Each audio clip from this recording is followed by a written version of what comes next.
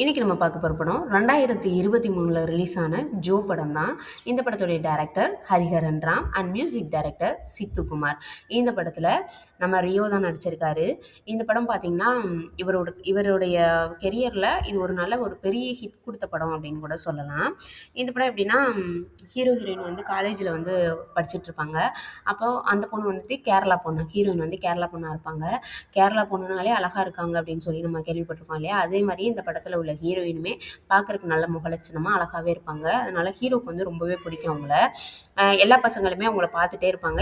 இவரும் என்ன பண்ணிடுவாருன்னா, ஒரு ரெக்கார்ட் நோட்டில் கூட அவங்க பேருக்கு பின்னாடி இவருடைய பேரை வந்து எழுதி வச்சிருவாரு. அதை பார்த்துட்டு இந்த பொண்ணு வந்துட்டு கேட்கும் கிளாஸில், ஜோனா யாரு அப்படின்னு சொல்லிட்டு.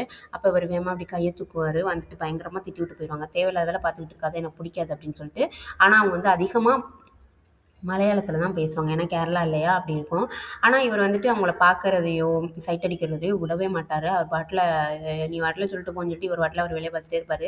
அப்போ பார்த்தீங்கன்னா இவங்க வந்துட்டு கொஞ்ச நாள் கழிச்சிட்டு காலேஜ் முடிஞ்சோன்னே அந்த சொல்லுவாங்க இல்லையா, ஊருக்கு கிளம்புற சொல்லுவாங்கள்ல, அந்த ஃபஸ்ட் இயர் முடிஞ்சோன்னே ஏதாவது ஒரு லீவ் வரும்போது ஊருக்கு கிளம்புவாங்க இல்லையா, அந்த மாதிரி கிளம்பும்போது அவங்க பஸ் ஏறி போகிறதுக்கு முன்னாடி இவர் போயிட்டு பஸ் ஸ்டாப்பில் போய் நிற்க ஆரம்பிச்சிடுவார். நின்றுட்டு பார்த்துட்டே இருப்பார்.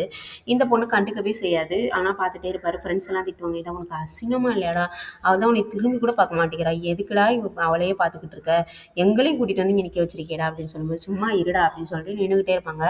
அப்போ கரெக்டாக பஸ் கிளம்ப போகிற நேரத்தில் இவங்க கரெக்டாக ஹீரோயின் வந்து எட்டி ஹீரோவை பார்த்தோன்னே இவருக்கு ஒரே குஷியாயிரும். ஓடி போய் வேகமாக போய் அந்த வண்டியில் ஏறிடுவார்.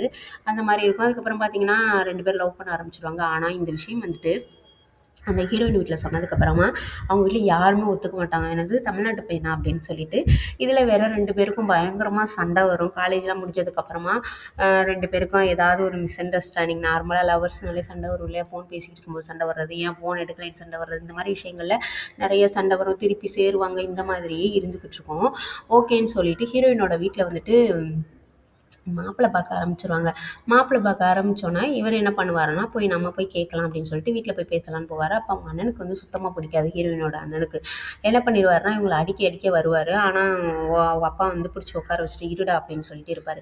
அப்போ ஹீரோயின் வந்துட்டு யதார்த்தமாக ரூமுக்கு உள்ளுக்கு வந்து போயிருப்பாங்க. அப்பன்னு பார்த்து இவர் அண்ணன் வந்து அடிக்க போய் இவங்களுக்குள்ள மல்லுக்கட்டு ஆனதில் இவர் ஹீரோ வந்துட்டு அவங்க அப்பாவை பிடிச்சி தள்ளி விட்டுருவார். அது வந்து எதிர்ச்சியாக நடந்த விஷயம் தான், வேணும்னு பண்ணியிருக்க மாட்டார்.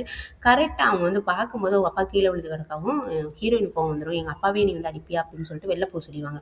போக சொல்லிட்டு என்ன பண்ணிடுவாங்கன்னா, கண்டிப்பாக நம்ம வீட்டில் ஒரு கல்யாணம் பண்ணி கொடுக்க மாட்டாங்க அப்படின்ட்டு சூசைட் பண்ணிடுவாங்க. அப்போ பார்த்தீங்கன்னா இவர் வந்து போயிட்டு தண்ணி அடிச்சுட்டு பேசிக்கிட்டு இருக்கும்போது சொல்லுவார், என்னை விட்டுட்டு அவள் கல்யாணம் பண்ணிட்டு போகிறாடா, நான் அவள் கூட தான் வாழுவேன், அது இதுன்னு சொல்லிட்டு பேசவும் என்ன பண்ணிடுவாங்கன்னா, ஃப்ரெண்ட்ஸ் எல்லாரும் சேர்ந்து அவர் போதையில் இருக்கும்போதே கேரளாவுக்கு கூப்பிட்டு வந்திருப்பாங்க. ஆனால் அது அவருக்கு தெரியாது. காலையில் விடிஞ்சோன்னே தான், எதுக்குடா நம்ம இங்கே இருக்கோம் அப்படிங்கிட்டோன்னா, டேய் நீ தானடா சொன்ன உன்னோட ஆளுக்கு வந்து கல்யாணம்னு, அப்போ நீ தானடா கூட்டிகிட்டு சொன்ன, எதுக்குடா இங்கே கூப்பிட்டு வந்தீங்க, அவங்க அண்ணன்காரன் சும்மாவே என்னை பார்த்தாலே அடிப்பான்டா அப்படின்னு சொல்லிட்டு யதார்த்தமாக அவங்க வீட்டு பக்கத்து போவாங்க. பூ தோரணம் அது இதுன்னு இருக்கும். ஆனால் வீடு வந்து ஒரு மாதிரி கூட்டமாக வெளில நிற்பாங்க.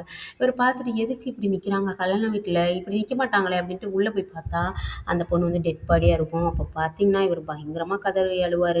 அதுக்கப்புறம் பார்த்தீங்கன்னா ஒரு வருஷ கணக்கில் ஆயிரும். அதுக்கப்புறம் காமிச்சிங்கன்னா இவர் வந்துட்டு தாடி அது இதுன்னு சொல்லி வளர்த்துக்கிட்டு வீட்டில் கல்யாணம் பண்ண சொன்னாலும் கல்யாணம் மாட்டேன்னு சொல்லிட்டு நிறைய தடவை இவரும் சூசைட் அட்டன் பண்ணுறது, அதை வந்து அவங்க ஃபேமிலியில் எல்லாரும் காப்பாற்றி வைக்கிறது, அந்த மாதிரியே இருக்கும்.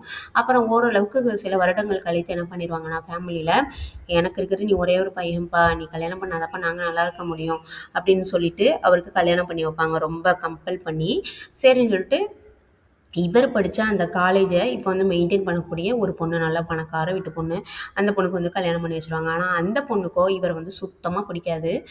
அந்த பொண்ணு கல்யாணத்துக்கு முந்தின நாளே ஃபோன் அடித்து சொல்லணும், இந்த மாதிரி நீ எப்படியாவது கல்யாணத்தை நிப்பாட்டிடு, எங்கள் அப்பா வந்து ரொம்ப கம்பல் பண்ணி நீ கல்யாணம் பண்ணி வைக்கிறாரு அப்படின்ட்டு. ஆனால் இவங்க போதையில் இருந்ததுனால, இன்னொன்று அவங்க ஃப்ரெண்டு வந்து ஃபோன் எடுத்திருப்பாரு, அதனால் இவங்களுக்கு வந்து தெரியாது. தாலி கட்ட போகும்போதே அந்த பொண்ணு ஒரு மாதிரி முறைக்கும். அதோட இவருக்கு என்னன்னு புரியாது, தாலியும் கட்டிடுவார்.